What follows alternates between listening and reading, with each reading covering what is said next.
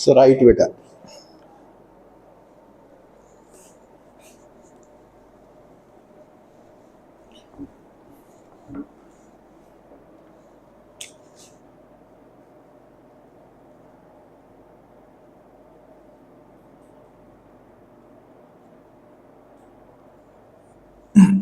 लिखो यदि statement,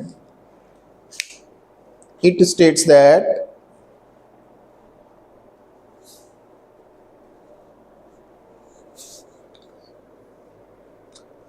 all points on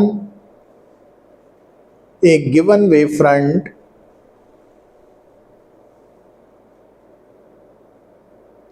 bracket च लिख लो primary wavefront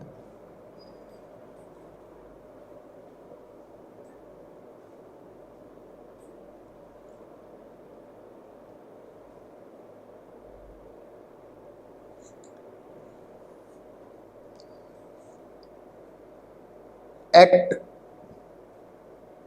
as a source of new disturbance। तो गिवन वेव फ्रंट ते जिन्ने भी पॉइंट्स है वो न्यू सोर्स ऑफ डिस्टरबेंस बन जाते। And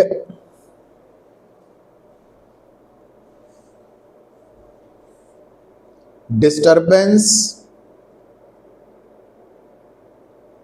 originated from each point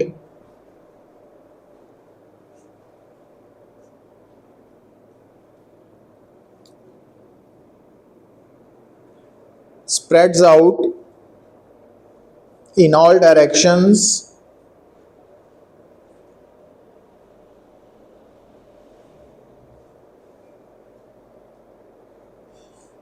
in the form of secondary wavelets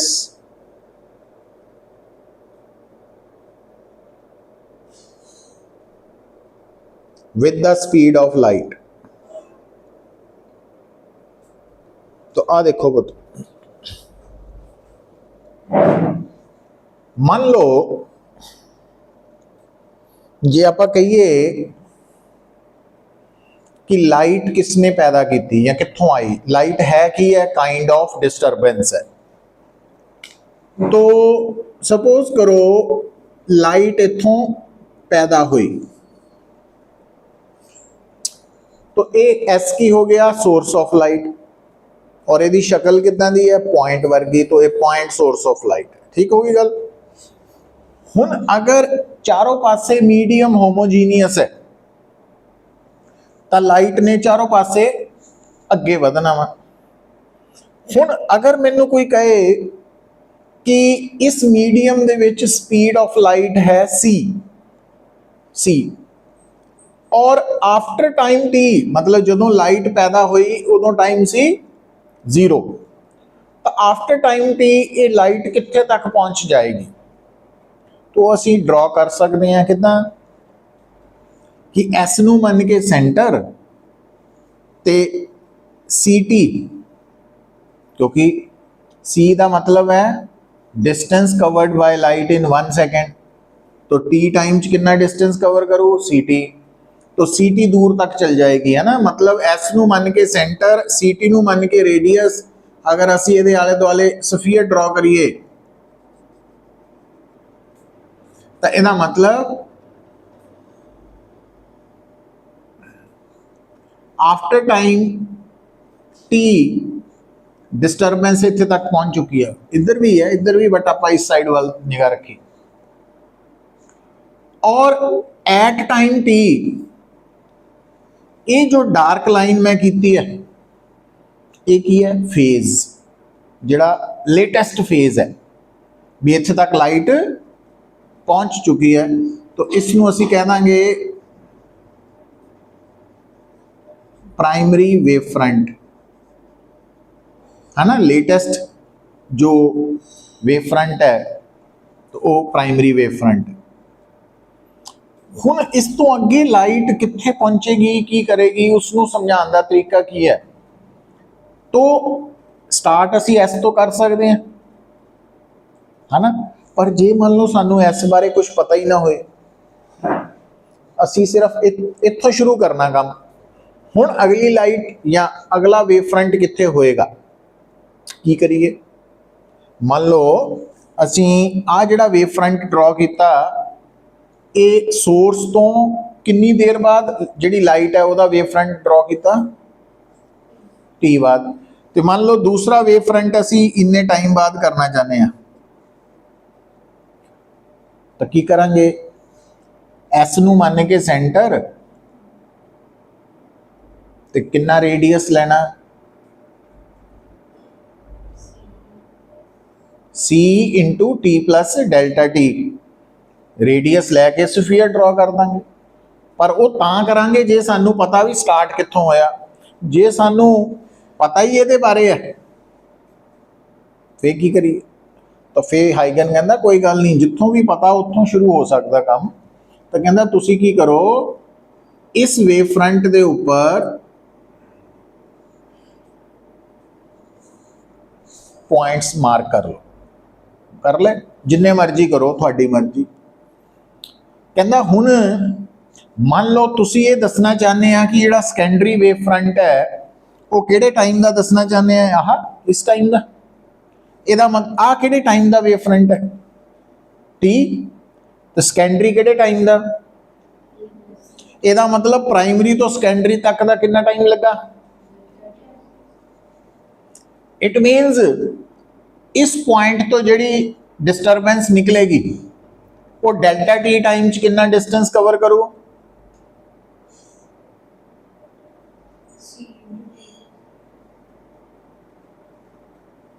वो तो इत्थों करूगी ना, इत्थों।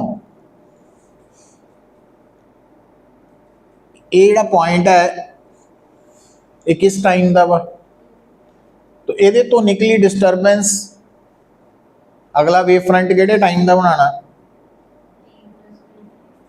ये किहड़े टाइम का वा, वो किहड़े टाइम का। तो फिर डिफरेंस कितना होया, तो उन्ने टाइम च कितना डिस्टेंस कवर करू। हाँ, तो इनू मान के सेंटर जिदा इनू मन्निया सी, इनू मान के सेंटर ते सी इंटू डेल्टा टी मान के रेडियस, आप की शो करता स्फीयर ड्रॉ करता, इदा ही इधर इनू करके करता, इदा ही इनू करता। तो आ जिहड़ा डिस्टेंस है, दिस डिस्टेंस ये कितना वा, सी डेल्टा टी। तो आ जिहड़े हर पॉइंट के आले दुआले सर्कल बने हैं, इन्हां नूं असीं की कहने आ, सैकेंडरी वेवलेट्स। ठीक है, हुण इत्थे तक आपां लिख चुके हैं। हुण अगर अगली लाइन भी लिखनी है तो ये जिहड़ी स्टेटमेंट है इनू ए पार्ट कर लो, इहदा बी पार्ट करो।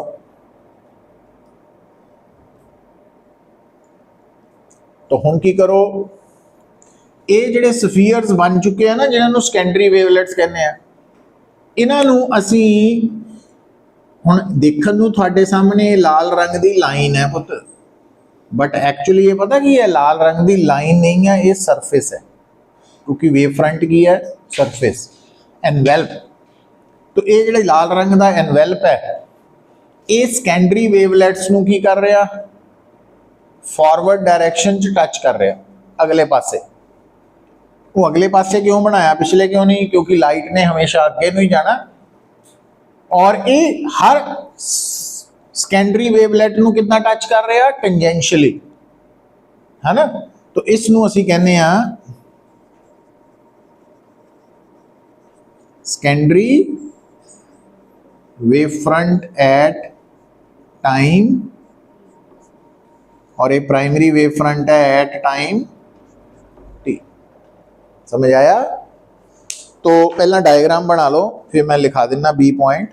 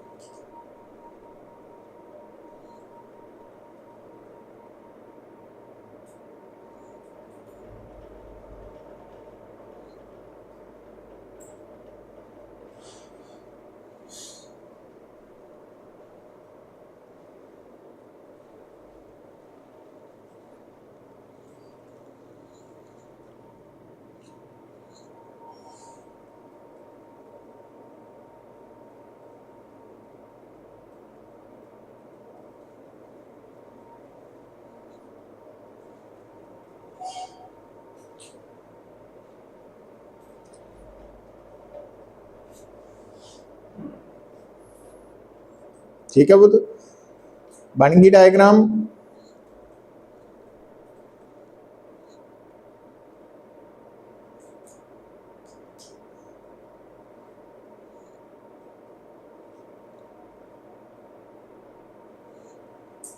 तो लिखो B point, an envelope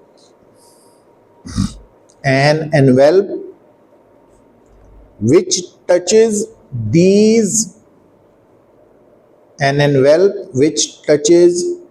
these secondary wavelets in forward direction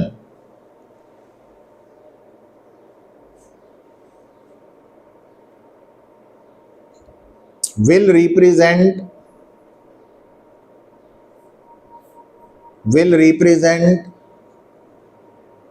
a new wavefront, and it is called secondary wavefront.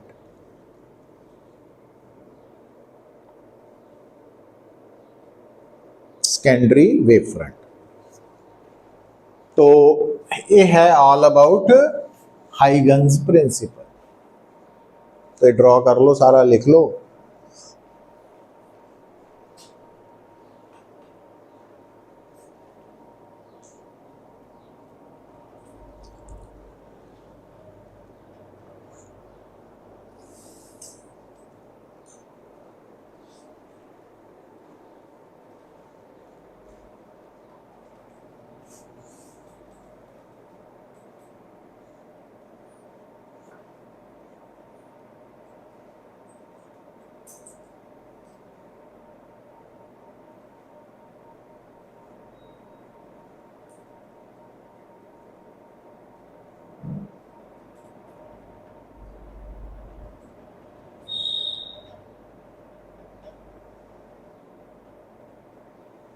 Now हुन हेडिंग लिखो पुत्र,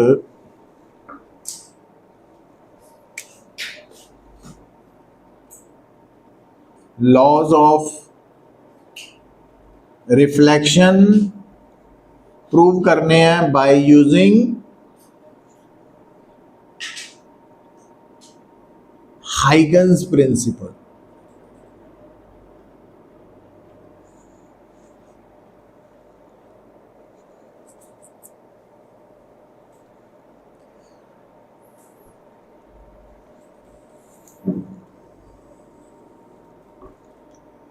देखो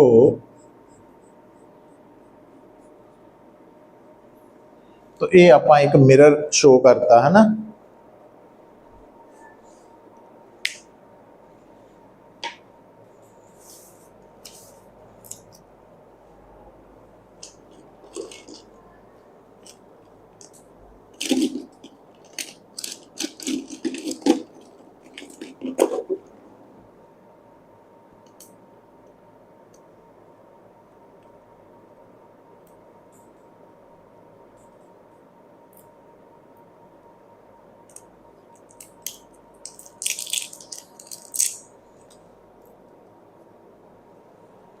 हुन ये जिहड़ा मिरर है, देखो बुत इनू प्रॉपर वे च बना ली। पहला समझ लियो आ मैं की कीता, नॉर्मल ड्रॉ करता, क्योंकि सानू आदत पई है रेज दे नाल समझण दी।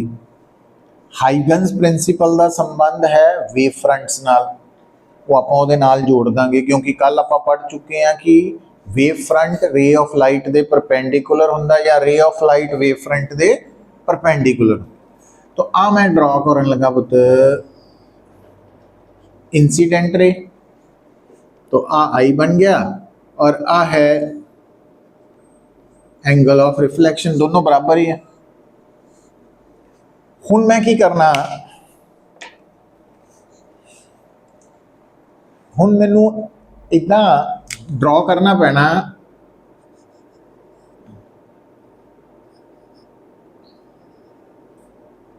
एक ही है वेव फ्रंट। लाइन नजर आ रही है ना, पर ये लाइन नहीं है, ये प्लेन वेव फ्रंट है इदा। और आ एंगल कितना वा 90 डिग्री है ना। अच्छा हुण आपां इस वेव फ्रंट दे उपर एक दो तीन पॉइंट्स मार्क कर ले, इहदा नाम ए पॉइंट, इहदा नाम बी पॉइंट, इहदा नाम डी पॉइंट। सी मैं क्यों मिस कर गया क्योंकि स्पीड ऑफ लाइट का सिंबल भी सी है ना, उन्होंने कन्फ्यूजन। हुण होएगा की पुत, इस इंसीडेंट वेव फ्रंट के उपर आपां तीन पॉइंट्स जिहड़े मन्ने आ, इन्हां तिन्नां तो डिस्टरबेंस पैदा होएगी। हुण जिहड़ी डिस्टरबेंस ए तो पैदा हुई वो अगे नूं जाएगी है ना, क्योंकि आ सारी खाली जगह वा, और कुछ देर बाद इत्थे पहुंच जाएगी मिरर कोल। तो मान लो इत्थों इत्थे पहुंचने लई कितना टाइम लग गया, टी टाइम। तो क्योंकि स्पीड ऑफ लाइट सी है तो आ डिस्टेंस कितना हो गया सी टी। हुण इस पॉइंट का कोई नाम रखा जा सकता, तो इसका नाम रख देने बी डैश है ना, बी डैश रखता। जे ए रखना तो ए डैश रख दो, एडी कोई वो तुहाडे ते है। अच्छा हुण पुत्तर अगली गल समझो, हुण आ मैं कलर ब्लू कर देना क्योंकि आपां रेज नूं ब्लू कलर नाल दिखा रहे हैं ते वेव फ्रंट नूं लाल नाल, थोड़ा जिहा ईजी हो जाता, होर गल कुछ नहीं है। सॉरी आ ठीक है पुत्र आइए। हुण आओ, हुण देखो आ केड़ी वेव है, रिफ्रैक्टेड। रिफ्लैक्टेड वेव जिहड़ी है तो इहदा रिफ्लैक्टेड वेव फ्रंट किदां दिखावांगे आपां, तो आ जिहड़ी इनू थोड़ा जिहा ना बदलना पैना आपां नूं, क्योंकि थोड़ी डायग्राम नज़र तो आए ना भी उदां दी लगे तो सही सानू। तो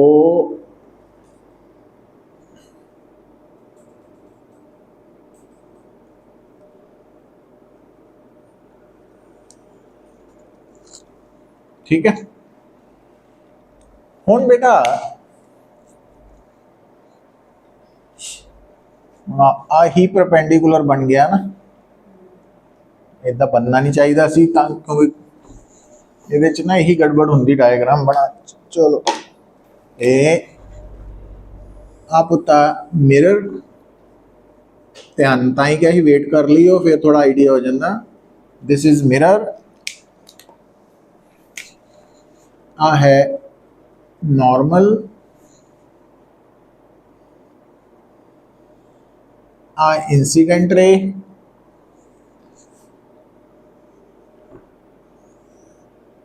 रिफ्लेक्टेड रे, आई आर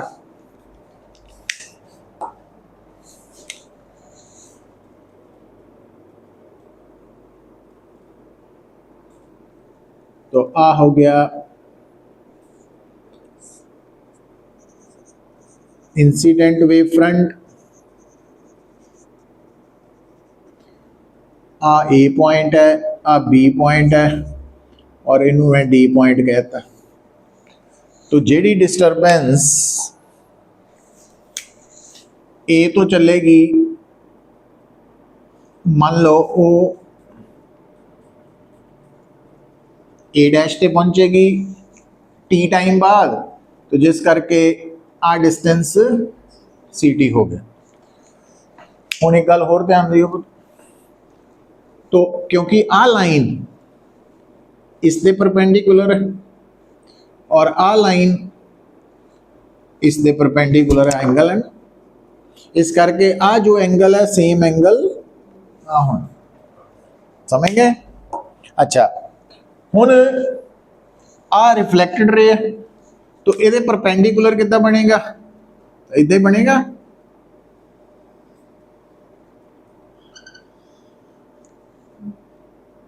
है ना। तो आ केड़ा वेव फ्रंट हो गया, रिफ्लेक्टेड वेव फ्रंट। तो आ एंगल की हो गया आर। अच्छा हुण इत्थे देखियो पुत, सुन लो पहला। हुण आ जिहड़ा वेव फ्रंट है, इस वेव फ्रंट दे ए पॉइंट तो जिहड़ी डिस्टरबेंस पैदा हुई वो जिन्ने टाइम च ए डैश ते पहुंचेगी उन्ने टाइम च जिहड़ा बी पॉइंट तो डिस्टरबेंस पैदा हुई, क्योंकि वो अगे तो जा नहीं सकती, मिरर आ चुका, तो वो इस तरफ जाएगी, इस तरफ, इस तरफ।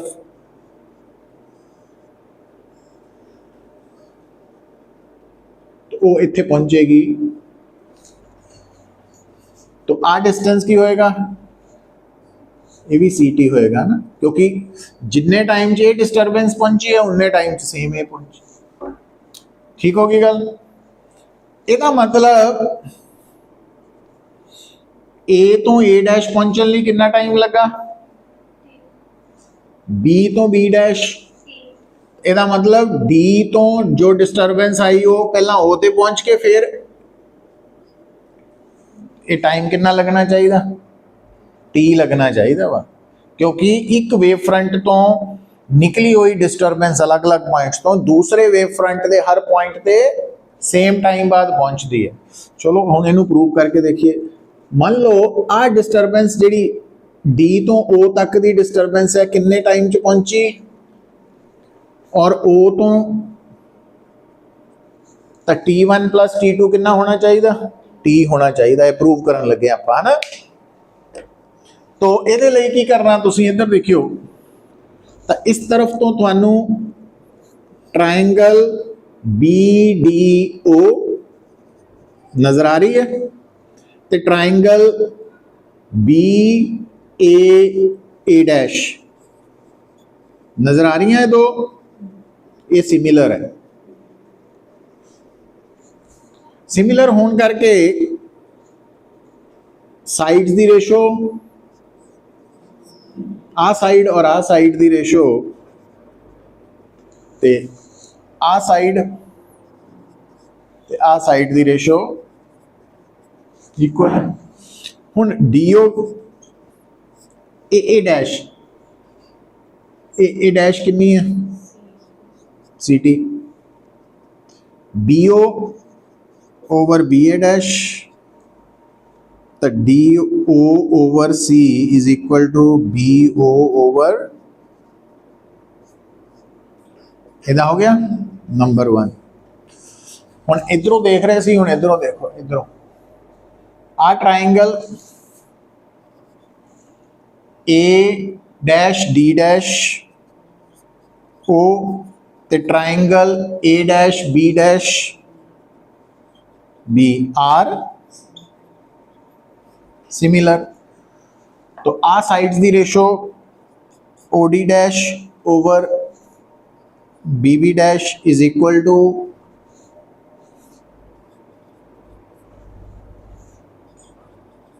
है ना, और मैं इधर चला गया, OD डैश BB डैश की है CT, देखो था, is equal to OA dash over BA dash, और OD डैश ओवर C कितना आ गया, नंबर 2। एडिंग इक्वेशंस 1 एंड 2 दोनों को ऐड कर दिए DO over C plus OD dash over C, है ना। हुण आ साइड जिहड़ी है इहदे च T कॉमन है, T कॉमन है, और BA डैश भी, तो अंदर की रह गया, पर BO plus OA dash BA dash ही है ना। अच्छा डिस्टेंस ओवर स्पीड की होंगी, टाइम, तो DO डी तो ओ पहुंचन ਲਈ कितना टाइम है, मतलब आ की है डिस्टेंस ओवर स्पीड। तो प्रूव हो गया। तो इतने तक पहुंच जाओ फटाफट।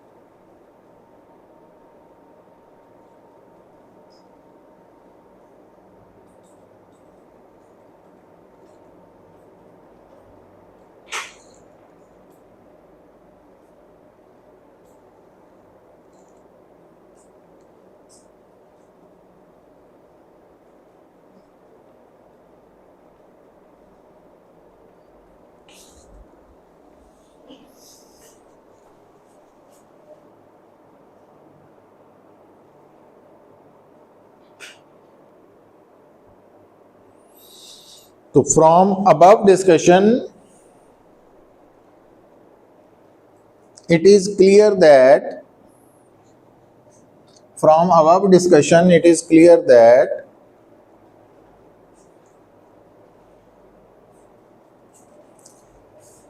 disturbances starting from different points, disturbances starting from different points on incident wavefront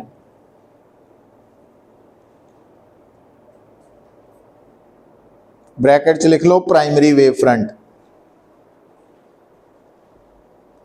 are taking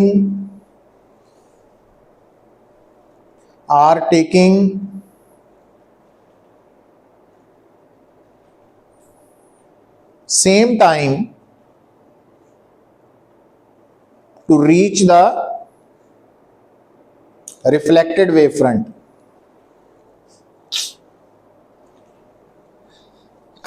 So reflected wavefront is called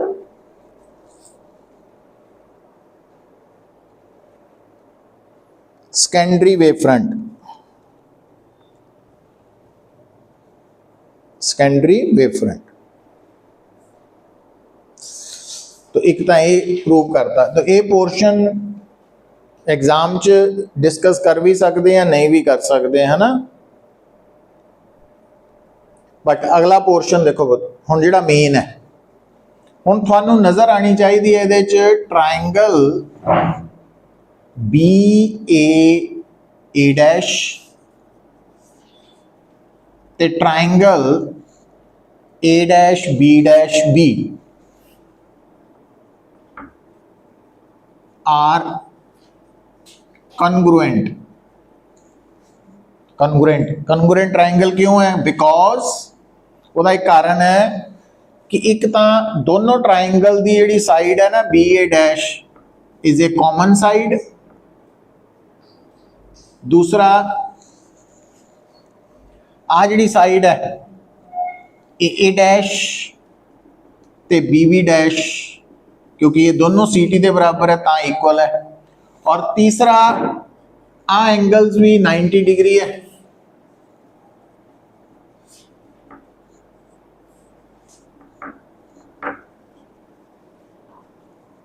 Therefore I is equal to R। समझेंगे? तो इस मीन्स वो दूसरा एंगल भी बराबर है दोनों दे, हैंस प्रूव्ड।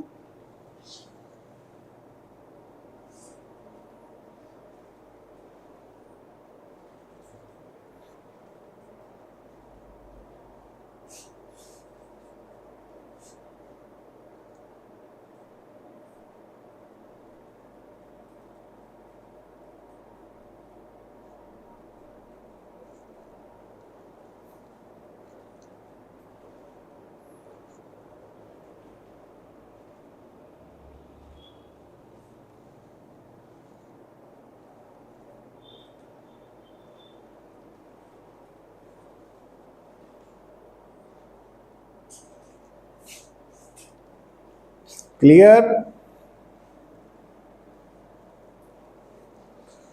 तो ये है बेटा regarding laws of reflection using Huygens principle. ते दूसरा आना वा लॉज ऑफ रिफ्रैक्शन। इहदे च की करना पैना, आ देखियो इहदे विच मैं आ एक बाउंड्री प्लेन बाउंड्री दो डिफरेंट मीडिया च लगाती। इस मीडियम का रिफ्रैक्टिव इंडेक्स है μ1, इहदा है μ2।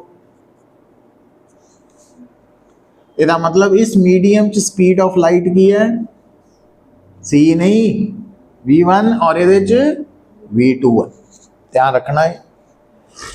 हुण गल फिर उत्थे ही बई इंसीडेंट रे रिफ्रैक्टेड रे नाल थोड़ा काम साडा सौखा हो जाता। तो आ है पुत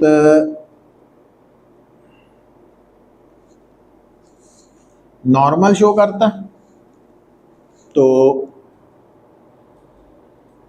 आ इंसीडेंट रे रिफ्रैक्टेड रे इतना शो करती,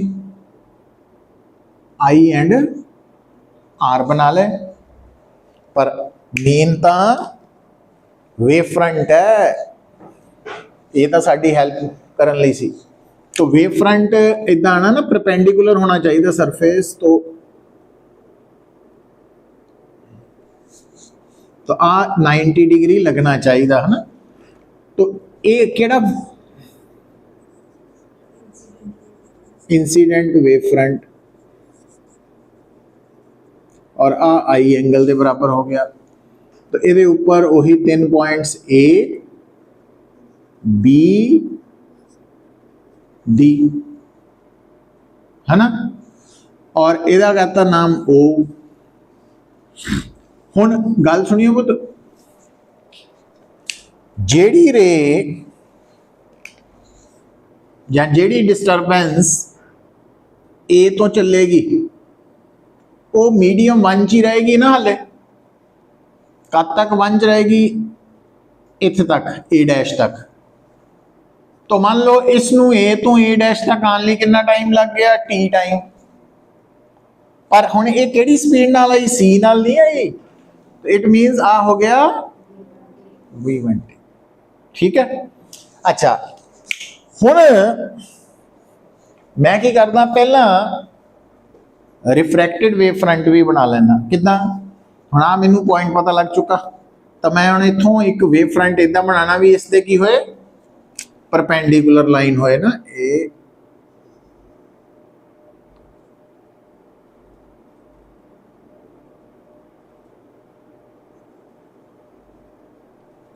आ रहा 90 नज़र, तो इदा कर देना अगे, है ना।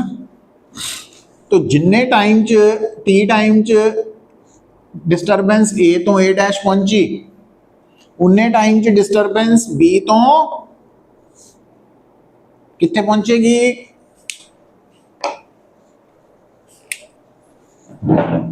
तो ये पैरेलल ही रे दिखा देनी है ना, बी डैश पहुंचेगी। तो क्योंकि ये टाइम टी है पर इतने स्पीड हुण v1 नहीं है, तो ये v2t, ठीक होगी गल। पर आ पॉइंट का नाम की रखता जाए, b डैश। तो अगर असी ये प्रूव कर दईए कि जिन्ने टाइम च डिस्टरबेंस ए तो ए डैश पहुंची या बी तो बी डैश पहुंची, उन्ने टाइम च डिस्टरबेंस डी तो ओ तो डी डैश पहुंची, तो प्रूव हो जाएगा भी ये प्राइमरी वेव फ्रंट है, सेकेंडरी है। तो आही सेम बनाया ही मैं इदा हिसाब नाल भी आही सारा कुछ आ रहा, बस फर्क कित्थे पैना, इत्थे v1 आ जाना और इत्थे v2 आ जाना। हुण पुत क्योंकि D तो O तक अगर आप मनीए किन्ने टाइम च पहुंची, T1, ते O तो D डैश तक T2, तो दोनों का सम की आ रहा, T आ रहा ना। तो इत्थे तक पहुंच जाओ फटाफट।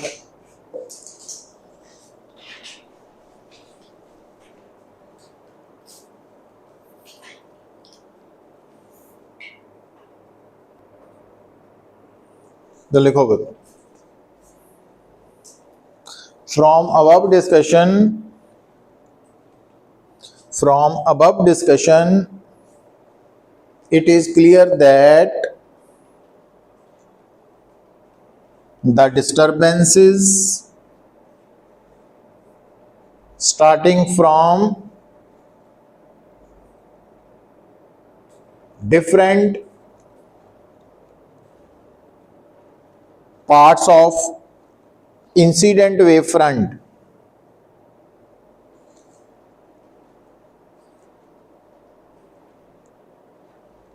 ब्रैकेट च लिखो primary wave front are reaching the refracted wave front in same time. So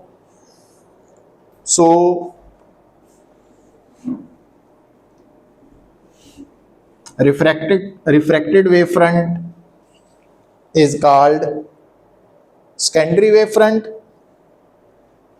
secondary wave front हुण आओ इधर, हुण आपां मेन पॉइंट ते आइए। मेन पॉइंट लई तुसीं की नोट करना पुत्त, आ एंगल आर होना, पता ना क्यों? क्योंकि ये रिफ्रैक्टेड वेव फ्रंट है और बाउंड्री है। तो इन राइट एंगल्ड ट्राइंगल केड़ी बी ए डैश, तो साइन आई की होएगा परपेंडिकुलर ओवर हाइपोटेन्यूज। ते इन राइट एंगल्ड ट्राइंगल केड़ी B dash A dash, sine r होएगा, sine r perpendicular over hypotenuse. कोई नंबर पहला कीता सी आपां? हाँ 3 4 कर दो। तो डिवाइडिंग इक्वेशन 3/4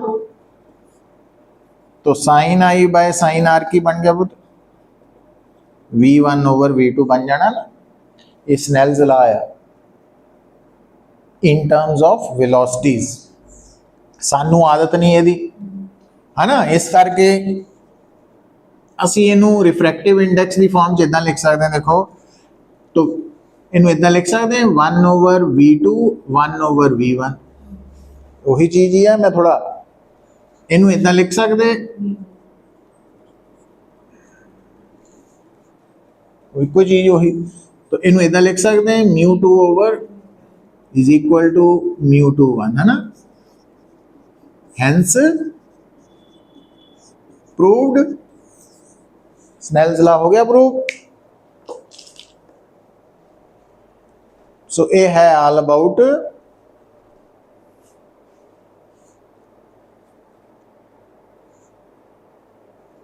स्नेल्स लॉ। तो असी हाइगन्स प्रिंसिपल की हेल्प के नाल प्रूव कर सकते।